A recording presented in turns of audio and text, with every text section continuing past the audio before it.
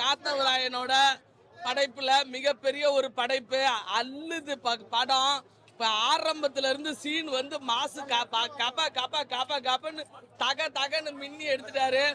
ஊர்ல இருக்கிற மொத்த சிவனும் அவங்க வீட்டுலதான் இருக்குது.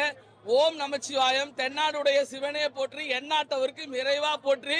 அந்த சிவன் வந்து அவர் 50வது படத்துல தூக்கி நிப்பாட்டிட்டாரு. ரகுமான் சார் இசை போட்டதால இன்னும் பிரம்மாண்டமா இருக்குது படம், வேற லெவலு. இது அவரோட அந்த பவர் பாண்டியெல்லாம் தூக்கி சாப்பிட்டுட்டாரு. அது 2வது படம் இல்லையா, டைரக்ஷன்ல பவர் பாண்டியை தூக்கி சாப்பிட்டாரு, அசுரனை தூக்கி சாப்பிட்டாரு, அரக்கனை நடுப்பா அரக்கனை தூக்கி சாப்பிட்டுட்டாரு.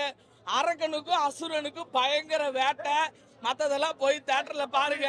என்கிட்ட கதையை கேட்டுட்டு 4 நாள் கழிச்சு என்னோட ரிவ்யூ போடாதீங்க, ஓகேவா? நான் தெளிவாயிட்டேன். இப்ப நான் வேற லெவல் ஆயிட்டேன். புரியல? ஆமா, ராயபுரம் தான். அவரை மொத சீன்லயே வந்து ஊர்ல இருந்து வெளியே கொண்டு வந்துட்டாங்க. மொத சீனுக்கே நம்ம கொடுத்த காசு முடிஞ்சு, ஓகேவா? அதாவது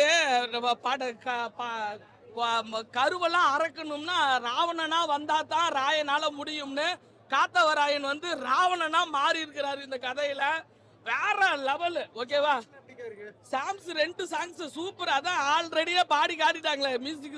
இது ஆடியோ லான்ச்லயே வந்து உசுரே அப்படின்னு ஆரம்பிக்கிறாங்க. தாங்க முல்ல, உள்ளார இருக்க முல்ல. புரியல?